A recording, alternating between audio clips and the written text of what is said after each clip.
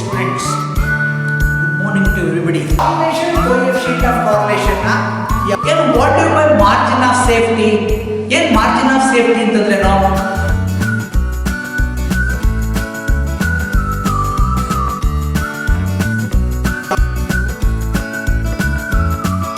Good morning friends and dear students. I am Mr. C. Nandisha, Associate Professor in Commerce and HOD, Sri Siddhartha First Grade College, Tumkur. So, welcome you to my YouTube channel. So ಈಗಾಗಲೇ ನಾನು ಕೆಲವು ವೀಡಿಯೋಸ್ಗಳನ್ನ ನನ್ನ YouTube channel professor Nandisha ಸೇನೋ ಹೆಸರಿನಲ್ಲಿ upload ಮಾಡಿದ್ದೀನಿ. ಅದರಲ್ಲಿ ಈಗಾಗಲೇ ಒಂದು ratio analysis ಅನ್ನೋದ್ರ ಬಗ್ಗೆ ನಾನು ಅಪ್ಲೋಡ್ನ ಮಾಡಿದ್ದೆ. ಆ ರೇಷಿಯೋ ಅನಾಲಿಸಿಸಲ್ಲಿ ನಾನು ನಿಮಗೆ ಕ್ಲಾಸಿಫಿಕೇಷನ್ ಆಫ್ ರೇಷಿಯೋಸು ಮತ್ತು ರೇಷಿಯೋಸ್ಗಳನ್ನ ಯಾವ ರೀತಿ ಮಾಡೋದು ಅನ್ನೋದ್ರ ಬಗ್ಗೆ ನೀವು 5th ಸೆಮ್ಮಲ್ಲಿ ಈಗಾಗಲೇ ಕಲ್ತಿರೋದ್ರಿಂದ 6th ಸೆಮ್ಮಲ್ಲಿ ಒಂದು ರೇಷಿಯೋಸ್ಗಳನ್ನ ಯೂಸ್ ಮಾಡಿಕೊಂಡು ಫೈನಾನ್ಷಿಯಲ್ ಸ್ಟೇಟ್ಮೆಂಟ್ಸ್ಗಳನ್ನ ಯಾವ ರೀತಿ ಪ್ರಿಪೇರ್ ಮಾಡೋದು ಅನ್ನೋದ್ರ ಬಗ್ಗೆ ಒಂದು ಸಣ್ಣ ಪ್ರಾಬ್ಲಮನ್ನು ಕಳೆದ ಕ್ಲಾಸಲ್ಲಿ ಮಾಡಿದ್ದೆ. ಅದರ ಕಂಟಿನ್ಯೂಯೇಷನ್ ಆಗಿ ಇವತ್ತು ಇನ್ನೊಂದು ಪ್ರಾಬ್ಲಮ್ನ ನಾನು ಮಾಡಬೇಕು ಅಂತ ಅಂದ್ಕೊಂಡಿದ್ದೀನಿ. ಸೊ ಅದಕ್ಕೋಸ್ಕರವಾಗಿ ಒಂದು ಸಣ್ಣ ಪ್ರಾಬ್ಲಮನ್ನು ನಾನು ನಿಮಗೆ ನನ್ನ ಸ್ಲೈಡ್ಸ್ ಮೇಲೆ ಅಥವಾ ನನ್ನ ಬೋರ್ಡ್ ಮೇಲೆ ಅದನ್ನು ಬರೆದಿದ್ದೀನಿ. ಸೊ ಆ ಪ್ರಾಬ್ಲಮ್ ಹೇಗೆ ಇದೆ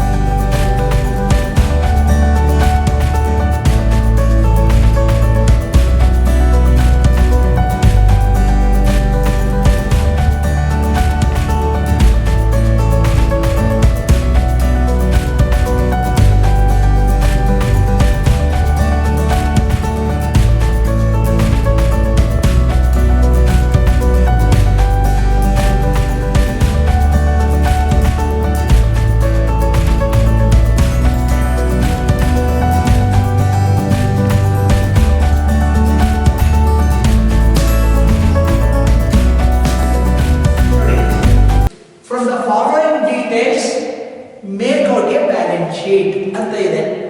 ನಮಗೆ ಇಲ್ಲಿ 9 ಇನ್ಫಾರ್ಮೇಷನ್ಸ್ಗಳನ್ನ ಕೊಟ್ಟಿದ್ದಾರೆ. There are 9 informations are provided. So one is stock velocity is 6 times, capital turnover ratio is 2 times, fixed assets turnover ratio is 4, gross profit is 20%, debtors velocity is 2 months, creditors velocity is 73 days, gross profit is 60,000, reserve amounted to rupees 20,000, closing stock is 5,000 in excess of opening stock. ಈ ರೀತಿಯಾಗಿ ಒಂದೊಂದೇ informations ಕೊಟ್ಟಿದ್ದಾರೆ. ಇದರಿಂದ ನಾವು ಒಂದು balance ಶೀಟನ್ನು ನಾವು prepare ಮಾಡಬೇಕು. So ಒಂದು ಬ್ಯಾಲೆನ್ಸ್ ಶೀಟ್ ಅಂತಂದರೆ ಯೂಶಲಿ ಅದನ್ನು 2 ಸೈಡಾಗಿ ವಿಂಗಡಿಸ್ತೀವಿ. ಒಂದು ಸೈಡಲ್ಲಿ ಲೈಬಿಲಿಟೀಸ್ ಆ್ಯಂಡ್ ಕ್ಯಾಪಿಟಲ್ ಇರುತ್ತೆ, ಇನ್ನೊಂದು ಸೈಡಲ್ಲಿ ಅಸೆಟ್ ಸೈಡಲ್ಲಿ ಇರುತ್ತೆ. ಸೊ ಅಸೆಟ್ ಸೈಡಲ್ಲಿ ಯೂಶಲಿ ನಾವು ಅದನ್ನು 2 ಕ್ಲಾಸಿಫಿಕೇಷನ್ಸ್ ಮಾಡ್ತೀವಿ. ಒಂದನ್ನು ಫಿಕ್ಸ್ಡ್ ಅಸೆಟ್ಸ್ ಅಂತ ಕರಿತೀವಿ, ಇನ್ನೊಂದನ್ನು ಕರೆಂಟ್ ಅಸೆಟ್ಸ್ ಅಂತ ಕರಿತೀವಿ. ಸೊ ಯೂಶಲಿ ಕರೆಂಟ್ ಅಸೆಟ್ಸಲ್ಲಿ ನಮಗೆ 3 ಇಂಪಾರ್ಟೆಂಟ್ ಆದ ಐಟಮ್ಸ್ ಬರುತ್ತೆ. ಒಂದು ಸ್ಟಾಕ್ ಆಗಿರ್ಬೋದು, ಡೆಟಾರ್ಸ್ ಆಗಿರ್ಬೋದು, ಕ್ಯಾಶ್ ಆಗಿರ್ಬೋದು. ಆಮೇಲೆ ಫಿಕ್ಸ್ಡ್ ಅಸೆಟ್ಸ್ ಟರ್ನೋವರ್ ರೇಷಿಯೋ ಕೊಟ್ಟಿರೋದ್ರಿಂದ ಫಿಕ್ಸ್ಡ್ ಅಸೆಟ್ಸ್ ಎಷ್ಟು ಅನ್ನೋದು ಗೊತ್ತಾಗುತ್ತೆ. ಈ 4 ಐಟಮ್ಸ್ನ ನಾವು ಕಂಡುಹಿಡಿದ್ರೆ ಅಸೆಟ್ ಸೈಡ್ ಆಯಿತು. ನೆಕ್ಸ್ಟ್ ಅದೇ ರೀತಿ ಲೈಬಿಲಿಟಿ ಸೈಡಿಗೆ ಬಂದರೆ ಶೇರ್ ಕ್ಯಾಪಿಟಲ್ ಎಷ್ಟು, ರಿಸರ್ವ್ಸ್ ಎಷ್ಟು ಅಂತ ಹೇಳಿದ್ದಾರೆ. ಶೇರ್ ಕ್ಯಾಪಿಟಲ್ ಎಷ್ಟು ಕಂಡುಹಿಡಿಬೇಕು ಮತ್ತು ಕ್ರೆಡಿಟಾರ್ಸ್, ಕರೆಂಟ್ ಲೈಬಿಲಿಟಿ ಕ್ರೆಡಿಟಾರ್ಸ್ ಎಷ್ಟು ಅಂತ ನಾವು ಕಂಡುಹಿಡಿಬೇಕು. ಸೊ ಇವೆಲ್ಲ ಕಂಡುಹಿಡಿಬೇಕು ಅಂತಂದರೆ 1 by 1 ನಮ್ಗೆ ಏನು ಕೊಟ್ಟಿದ್ದಾರೆ ಆ ಬೇಸಿಸ್ ಮೇಲೆ ಇನ್ಫಾರ್ಮೇಷನ್ನ ನಾವು ಕ್ಯಾಲ್ಕುಲೇಟ್ ಮಾಡ್ತಾ ಹೋಗಬೇಕು. ಸೇಲ್ಸ್ ಕ್ಯಾಲ್ಕುಲೇಟ್ ಮಾಡಬೇಕು, ಪರ್ಚೇಸಸ್ ಕ್ಯಾಲ್ಕುಲೇಟ್ ಮಾಡಬೇಕು. ಸೇಲ್ಸು ಮತ್ತು ಪರ್ಚೇಸಸ್ ಯಾರು ಬೇಕು ಅಂತ ಹೇಳಿದ್ರೆ ಡೆಟಾರ್ಸ್ ಕ್ಯಾಲ್ಕುಲೇಟ್ ಮಾಡಲಿಕ್ಕೆ ಸೇಲ್ಸ್ ಬೇಕು, ಕ್ರೆಡಿಟರ್ಸ್ನ ಕ್ಯಾಲ್ಕುಲೇಟ್ ಮಾಡಲಿಕ್ಕೆ ಪರ್ಚೇಸಸ್ ಬೇಕು. ಸ್ಟಾಕ್ ಟರ್ನ್ ಓವರ್ ರೇಷಿಯೋ ಇಂದ ಸ್ಟಾಕನ್ನು ಕ್ಯಾಲ್ಕುಲೇಟ್ ಮಾಡ್ಕೊಬೋದು. ನಮಗಿಲ್ಲಿ ಸೇಲ್ಸ್ ಗೊತ್ತಿಲ್ಲ, ಪರ್ಚೇಸಸ್ ಗೊತ್ತಿಲ್ಲ, ಸ್ಟಾಕ್ ಗೊತ್ತಿಲ್ಲ, ಡೆಟಾರ್ಸ್ ಗೊತ್ತಿಲ್ಲ, ಕ್ರೆಡಿಟರ್ಸ್ ಗೊತ್ತಿಲ್ಲ. ಸೊ ಈ ಎಲ್ಲ ಇನ್ಫಾರ್ಮೇಷನ್ ಯೂಸ್ ಮಾಡ್ಕೊಂಡು ಒಂದೊಂದನ್ನೇ ನಾವು ಕ್ಯಾಲ್ಕುಲೇಟ್ ಮಾಡ್ತಾ ಹೋಗೋಣ. First calculation of sales. ಸೇಲ್ಸ್ನ ಕ್ಯಾಲ್ಕುಲೇಟ್ ಮಾಡೋಣ. How to calculate the sales? ಸೇಲ್ಸ್ನ ಕ್ಯಾಲ್ಕುಲೇಟ್ ಮಾಡಬೇಕು ಅಂದರೆ ನಮಗೆ ಗ್ರಾಸ್ ಪ್ರಾಫಿಟ್ ಕೊಟ್ಟಿದ್ದಾರೆ, ಗ್ರಾಸ್ ಪ್ರಾಫಿಟ್ ರೇಷಿಯೋ ಕೊಟ್ಟಿದ್ದಾರೆ. ಸೊ ಗ್ರಾಸ್ ಪ್ರಾಫಿಟ್ ರೇಷಿಯೋಗೆ ಫಾರ್ಮುಲಾ ಏನು? Gross profit ratio is equal to gross profit over sales into 100. This is the formula to calculate the gross profit. ನಮಗೆ gross profit ಎಷ್ಟು ಅಂತ ಹೇಳಿದ್ದಾರೆ, that is 60,000. ಅಥವಾ gross profit ratio ಎಷ್ಟು ಅಂತ ಹೇಳಿದ್ದಾರೆ, 20%. Gross profit is 60,000. So from this we can calculate the sales. Sales ಅನ್ನು calculate ಮಾಡಬಹುದು. So sales is equal to 60,000 into 100, 60 lakhs divided by 20. So sales is equal to 3 lakh. Sales 3 lakh ಆಗುತ್ತೆ. Sales 3 lakh ಅಂತ ಗೊತ್ತಾಯ್ತು. Next we can calculate the purchases. Calculation of purchases. So usually purchases na calculate ಮಾಡಲಿಕ್ಕೆ ಒಂದು formula ಇದೆ. ಏನು formula? ಆ formula cost of goods sold plus closing stock minus opening stock. ಈ ಫಾರ್ಮುಲಾನ ಹಾಕೊಂಡ್ರೆ ನಮಗೆ ಪರ್ಚೇಸಸ್ ಎಷ್ಟು ಅನ್ನೋದು ಗೊತ್ತಾಗುತ್ತೆ. ಬಟ್ ನಮಗಿಲ್ಲಿ ಕಾಸ್ಟ್ ಆಫ್ ಗೂಡ್ಸ್ ಸೋಲ್ಡ್ ಎಷ್ಟು ಅಂತ ಗೊತ್ತಿಲ್ಲ. ನಮಗೆ ಗ್ರಾಸ್ ಪ್ರಾಫಿಟ್ ಗೊತ್ತು, ಸೇಲ್ಸ್ ಗೊತ್ತು. We can calculate the cost of goods sold. So cost of goods sold is equal to sales minus gross profit. Sales ಅಲ್ಲಿ ಗ್ರಾಸ್ ಪ್ರಾಫಿಟ್ ನ ಕಳೆದ್ರೆ ಕಾಸ್ಟ್ ಆಫ್ ಗೂಡ್ಸ್ ಸೋಲ್ಡ್ ಗೊತ್ತಾಗುತ್ತೆ. Sales 3 lakh, gross profit 60,000. So 2,40,000 is the cost of goods sold. So a cost of goods sold na ಇಲ್ಲಿ ಹಾಕೊಳ್ಳಿ plus closing stock opening stock ಗೊತ್ತಿಲ್ಲ ನಮಗೆ, ಆಮೇಲೆ ಕಂಡುಹಿಡ್ಕೊಬಹುದು stock turnover ratio ಇಂದ. But ಅದರ ಮೊದಲೇ closing stock is 5,000 in excess of opening stock. Opening stock ಇಂದ closing stock 5,000 ಜಾಸ್ತಿ ಇದೆ ಅಂತ ಹೇಳಿದ್ದಾರೆ. ಅಂದ್ರೆ the difference between the closing stock and opening stock is 5,000. So closing stock minus opening stock ಅಂದ್ರೆ ಡಿಫರೆನ್ಸ್. ಅವೆರಡಕ್ಕೂ ಇರತಕ್ಕಂತ difference 5,000. So 2,40,000 plus 5,000, 2,45,000 is the purchases. So ಇದು calculation of purchases ಆಯ್ತು. Next we can calculate the stock. Stock ಎಷ್ಟು ಅಂತ calculate ಮಾಡಬಹುದು. ಹೇಗೆ ಸ್ಟಾಕ್ನ calculate ಮಾಡೋದು? ಸ್ಟಾಕ್ನ ಕ್ಯಾಲ್ಕುಲೇಟ್ ಮಾಡಲಿಕ್ಕೆ ನಮಗೆ ಸ್ಟಾಕ್ ಟರ್ನ್ ಓವರ್ ರೇಷಿಯೋ ಕೊಟ್ಟಿದ್ದಾರೆ. So what is the stock turnover ರೇಷಿಯೋಗೆ formula? Cost of goods sold divided by average stock. This is the formula for stock turnover ratio. ನಮಗೆ stock velocity ಹೇಳಿದ್ದಾರೆ. Stock velocity is 6 times 6 ಹೇಳಿದ್ದಾರೆ. ಅಂದ್ರೆ 6 ಅಂತ ಹೇಳಿದ್ದಾರೆ. ಅಂದ್ರೆ cost of goods sold ಎಷ್ಟಾಗುತ್ತೆ? Cost of goods sold is 2,40,000 divided by average stock. So average stock is equal to 2,40,000 divided by 6. So 40,000 is the average stock.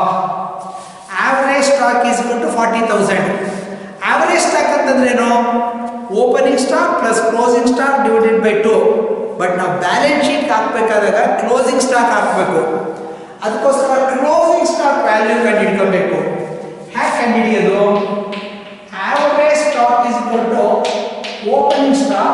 plus closing stock divided by 2. So average stock ಎಷ್ಟು ಅಂತ ಗೊತ್ತು 40,000 is equal to opening stock ಗೊತ್ತಿಲ್ಲ plus closing stock ನ ಏನಂತ ಹೇಳಿದಾನೆ 5,000 excess of opening stock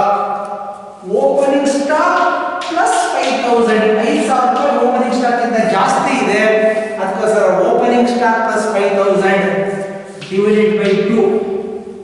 So 80,000 ಈ 5,000 ಈ ಕಡೆಗೆ ಬಂದ್ರೆ 5,000 is equal to 2 opening stock. So opening stock is equal to 75,000 divided by 2, that is 37,500 is the opening stock. Opening stock value 37,500 ಆಗುತ್ತೆ. So closing stock is to closing stock opening stock plus 5,000. Opening stock is 37,500 plus 5,000. So 42,500 is the closing stock. Closing stock is 42,500. Opening stock to closing stock ಇರತಕ್ಕಂತ difference 5,000 ಅದನ್ನೇ ನಾವು ಇಲ್ಲಿ ಹಾಕೊಂಡಿರೋದು. ಈ ರೀತಿಯಾಗಿ stock ವ್ಯಾಲ್ಯೂನ ಕಂಡುಹಿಡ್ಕೊಬೇಕು.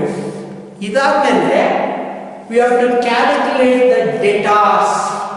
ನಾಲ್ಕನೇದು debtors ನ calculate ಮಾಡ್ಕೊಬೇಕು. ಹೇಗೆ debtors ನ ಕ್ಯಾಲ್ಕುಲೇಟ್ ಮಾಡ್ಕೊಳ್ಳೋದು?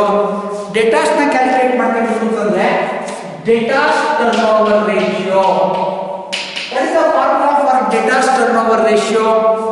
So debtors turnover ratio is equal to credit sales divided by average trade debtors. Average trade debtors. ನಮಗೆ debtors velocity ಹೇಳಿದಾನೆ. debtors velocity ಏನಂತ ಹೇಳಿದಾನೆ? debtors velocity 2 ಅಂತ ಹೇಳಿದಾನೆ. 2 ಅಂತ ಹೇಳಿದ್ರೆ 2 months. 2 months ಒಂದ್ಸರಿ debtors ಟರ್ನ್ಓವರ್ ಆಗುತ್ತೆ ಅಂತಂದ್ರೆ ಅಲ್ಲಿಗೆ 6 ಟೈಮ್ಸ್ ಆಯ್ತು. ಒಂದು ವರ್ಷದಲ್ಲಿ 6 ಟೈಮ್ಸ್ ಬರುತ್ತೆ. ಸೇಲ್ಸ್ ನ ನಾವು ಕ್ಯಾಲ್ಕುಲೇಟ್ ಮಾಡಿದೀವಿ. Sales is 3 lakh 3 lakh sales divided by ATD. So average trade debtors is equal to 3 lakh divided by 6. So debtors is equal to 50,000. Debtors value is 50,000. Debtors value 50,000 ಆಗುತ್ತೆ.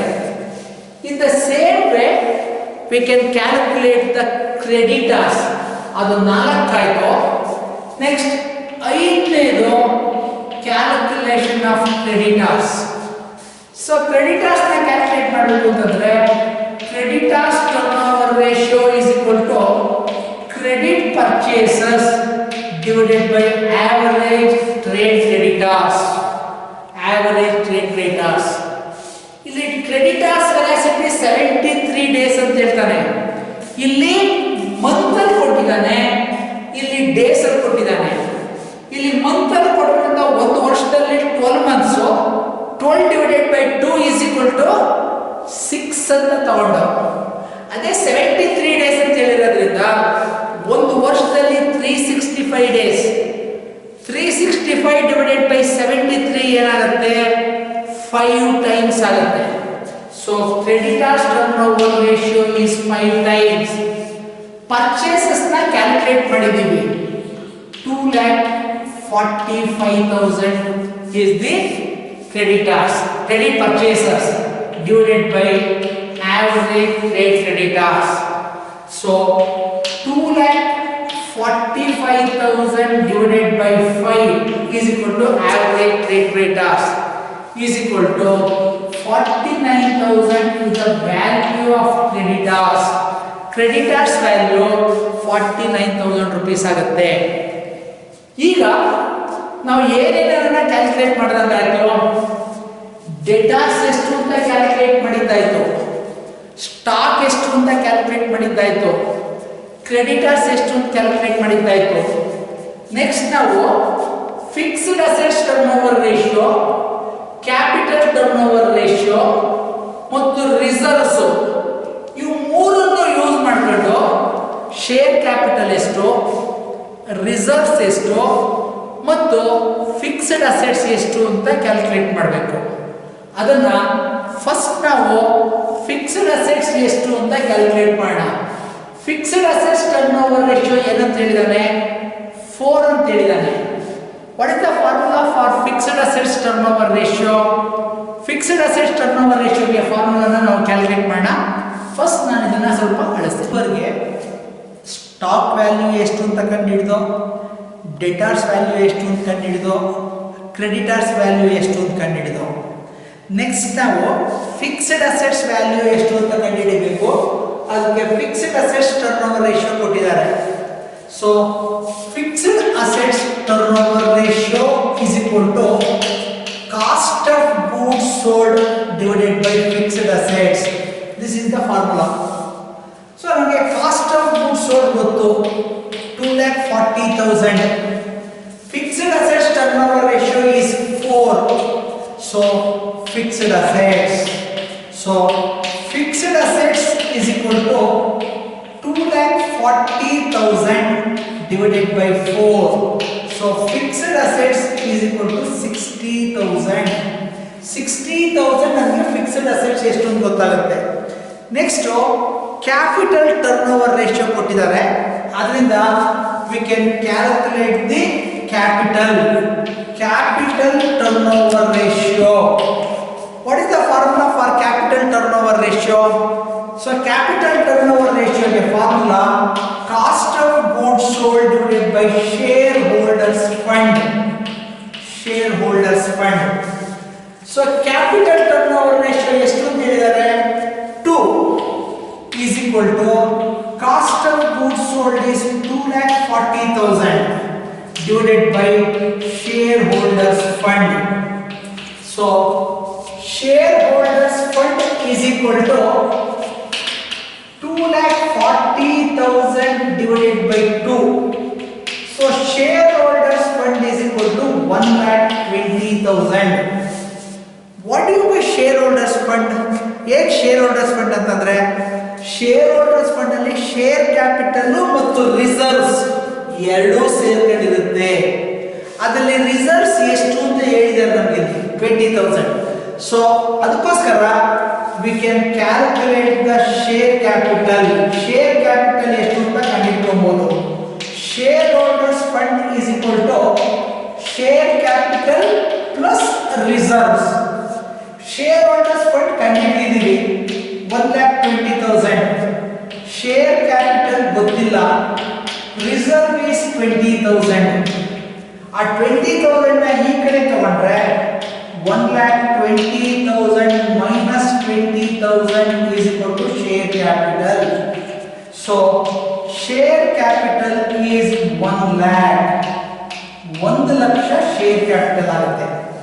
ಅಲ್ಲಿಗೆ we have calculated almost all items for preparing a balance sheet. ಒಂದು balance sheet prepare ಮಾಡಲಿಕ್ಕೆ ಏನೇನು items ಬೇಕೋ ಅದನ್ನೆಲ್ಲ ನಾವು calculate ಮಾಡಿದ್ವಿ. Let's prepare A balance sheet. ಈಗ ಒಂದು ಬ್ಯಾಲೆನ್ಸ್ ಶೀಟ್ನ ಪ್ರಿಪೇರ್ ಮಾಡಿ ಮೇಲ್ಕೋಟೆ ಬ್ಯಾಲೆನ್ಸ್ ಶೀಟ್ ಅಂತ ಹೇಳಿದಾನೆ. ಅದಕ್ಕೋಸ್ಕರ ನಾವು ಒಂದು ಬ್ಯಾಲೆನ್ಸ್ ಶೀಟ್ನ ಪ್ರಿಪೇರ್ ಮಾಡೋಣ. Balance sheet. ಸೊ ವರ್ಟಿಕಲ್ ಫಾರ್ಮಲ್ಲೇ ಮಾಡೋಣ balance ಶೀಟ್ನ.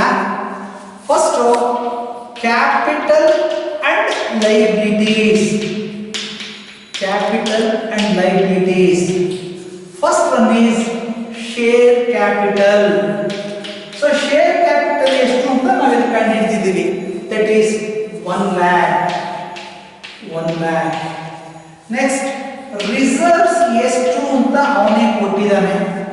Reserves is 20,000. Next we have calculated the current liability, that is sundry creditors as 49,000. 49,000 ಅಂತ sundry creditors purchases ಕಂಡುಹಿಡಿದು ಅದರಿಂದ ನಾವು sundry creditors ಎಷ್ಟು ಅಂತ ಕ್ಯಾಲ್ಕುಲೇಟ್ ಮಾಡಿದ್ದೀವಿ 49,000. That's all. ಇವು ಮೂರು ಐಟಮ್ ನ ಟೋಟಲ್ ಮಾಡಿದ್ರೆ 1,69,000 is the total of liability side. Next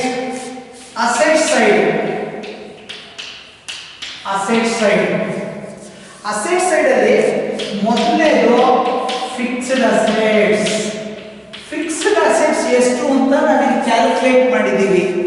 60,000 is the fixed assets. 60,000 fixed assets. Next, current assets. ನಾನು ಮೊದಲೇ ಹೇಳಿದ್ದೆ ಕರೆಂಟ್ ಅಸೆಟ್ಸ್ ಅಲ್ಲಿ 3 ಐಟಮ್ಸ್ ಬರುತ್ತೆ. ಆ 3 ಐಟಮ್ಸ್ ಅಲ್ಲಿ ಮೊದಲನೇದು ಸ್ಟಾಕ್, ಎರಡನೇದು ಡೆಟಾರ್ಸ್, ಮೂರನೇದು ಕ್ಯಾಶ್. ಸ್ಟಾಕ್ ಎಷ್ಟು ಅಂತ ನಾವು ಕ್ಯಾಲ್ಕುಲೇಟ್ ಮಾಡಿದ್ದೀವಿ. ನಾನು ಮೊದಲೇ ಹೇಳಿದೆ ಕ್ಲೋಸಿಂಗ್ ಸ್ಟಾಕ್ ನ ತಗೊಬೇಕು ಅಂತ ಬ್ಯಾಲೆನ್ಸ್ ಶೀಟ್ ಅಲ್ಲಿ. Closing stock is 42,500 we have calculated. So the value of debtors is 50,000. 50,000 ರೂಪಾಯಿ debtors. ಬಟ್ ಕ್ಯಾಶ್ ನ ನಾವಿಲ್ಲಿ ಕಂಡುಹಿಡಿಯಕ್ಕಾಗೋದಿಲ್ಲ, ಯಾಕೆ ಟೋಟಲ್ ಕರೆಂಟ್ ಅಸೆಟ್ಸ್ ಎಷ್ಟು ಅಂತ ನಮಗೆ ಗೊತ್ತಿಲ್ಲ. ಸೊ ಅದನ್ನು ನಾವು balancing figure. So total is 1,69,000. 1,69,000 ಅಲ್ಲಿ ಫಿಕ್ಸ್ಡ್ ಅಸೆಟ್ಸ್ 60,000, ಸ್ಟಾಕ್ 42,000, ಡೆಟಾರ್ಸ್ 50,000 ಹೋದ್ರೆ ಮಿಕ್ಕಿದ cash balance 16,500 is the cash balance, that is balancing figure. The total of the asset side is also 1,69,000. So in this way we have to make out a balance sheet. ಒಂದು balance sheet ನ ನಾವು prepare ಮಾಡಬೇಕಾಗುತ್ತೆ. ನಮಗೆ ಈ ಎಲ್ಲ informations ನ ಕೊಟ್ಟಿದ್ದಾರೆ. ಈ ಎಲ್ಲ ಇನ್ಫಾರ್ಮೇಶನ್ ಇಂದ ಸೇಲ್ಸ್ ಕಂಡುಹಿಡಿದು ಪರ್ಚೇಸಸ್ ಕಂಡುಹಿಡಿದು ಅವೆರಡನ್ನು ಯೂಸ್ ಮಾಡ್ಕೊಂಡು ಡೆಟಾರ್ಸ್ ಮತ್ತು ಕ್ರೆಡಿಟಾರ್ಸ್ ಕಂಡುಹಿಡಿದು ಸ್ಟಾಕ್ ಟರ್ನ್ ಓವರ್ ರೇಷಿಯೋ ಕೊಟ್ಟಿದ್ದಾರೆ, ಅದನ್ನು ಯೂಸ್ ಮಾಡ್ಕೊಂಡು ಸ್ಟಾಕ್ ಕಂಡುಹಿಡಿದು ಡೆಟಾರ್ಸ್ ಟರ್ನ್ ಓವರ್ ರೇಷಿಯೋ ಇಂದ ಡೆಟಾರ್ಸ್ ಕಂಡುಹಿಡಿದು ಕ್ರೆಡಿಟಾರ್ಸ್ ಟರ್ನ್ ಓವರ್ ರೇಷಿಯೋ ಇಂದ ಕ್ರೆಡಿಟಾರ್ಸ್ ಕಂಡುಹಿಡಿದು fixed assets turnover ratio ಇಂದ ಫಿಕ್ಸ್ಡ್ ಅಸೆಟ್ಸ್ ಎಷ್ಟು ಅಂತ ಕಂಡುಹಿಡಿದು ಕ್ಯಾಪಿಟಲ್ ಟರ್ನ್ ಓವರ್ ರೇಷಿಯೋ ಇಂದ ಕ್ಯಾಪಿಟಲ್ ಎಷ್ಟು ಅಂತ ಕಂಡುಹಿಡಿದು ಪ್ರತಿಯೊಂದು ಐಟಮ್ ಈ ರೀತಿ ಕಂಡುಹಿಡಿದು we can make out A balance sheet. ಈ ರೀತಿ ಒಂದು ಬ್ಯಾಲೆನ್ಸ್ ಶೀಟನ್ನು ನಾವು ಪ್ರಿಪೇರ್ ಮಾಡ್ಬೋದು. ಅಂದರೆ ನಾವು ರೇಷಿಯೋಗಳಿಂದ ಬ್ಯಾಲೆನ್ಸ್ ಶೀಟ್ನ ಮಾಡಬೇಕಾದಾಗ we must clearly understand the relationship between the ratios. ರೇಷಿಯೋಸಲ್ಲಿ ಇರ್ತಕ್ಕಂಥ ರಿಲೇಷನ್ಶಿಪ್ಪು ಮತ್ತು ಫಾರ್ಮುಲಾಸ್ಗಳನ್ನ ತುಂಬ ಚೆನ್ನಾಗಿ ಜ್ಞಾಪಕ ಇಟ್ಕೊಬೇಕು. ಫಾರ್ಮುಲಾಸ್ಗಳನ್ನ ಜ್ಞಾಪಕ ಇಟ್ಕೊಳ್ತಿದ್ರೆ ಮತ್ತು ರಿಲೇಷನ್ಶಿಪ್ನ ಗೊತ್ತಿಲ್ಲದಿದ್ದರೆ ನಾವು ಈ ಬ್ಯಾಲೆನ್ಸ್ ಶೀಟ್ನ ವರ್ಕೌಟ್ ಮಾಡೋದು ಕಷ್ಟ ಆಗುತ್ತೆ.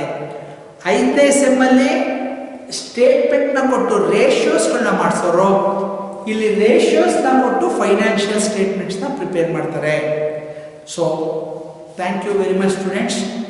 ಸೊ ನಿಮಗೆ ಯಾವುದೇ ರೀತಿಯಲ್ಲಿ ಯಾವುದೇ ಏನಾದರೂ ಡೌಟ್ಸ್ ಬಂದರೆ, ಏನಾದರೂ ಕ್ಲಾರಿಫಿಕೇಷನ್ಸ್ ಬೇಕು ಅಂತಂದರೆ ನನ್ನ ಫೋನ್ ನಂಬರ್ ಇದೆ ಮತ್ತು ಮೇಲ್ ID ಇದೆ. ನನ್ನ ಫೋನ್ ನಂಬರು 9448447136 ಮತ್ತು ನನ್ನ ಮೇಲ್ ID nandish.c@rediffmail.com. ಸೊ ಇದಕ್ಕೆ ಮೇಲ್ ಮಾಡಿ, ತಪ್ಪದೆಲ್ಲ ಫೋನ್ ಮಾಡಿ. You are always welcome. ಮತ್ತು ಕಾಮೆಂಟ್ಸನ್ನು ಬರೀರಿ. ಜೊತೆಯಲ್ಲಿ ನನ್ನ ಚಾನಲ್ಗೆ ಸಬ್ಸ್ಕ್ರೈಬ್ ಆಗಿ, ಲೈಕ್ ಮಾಡಿ, ಬೆಲ್ ಬಟನನ್ನು ಪ್ರೆಸ್ ಮಾಡಿ.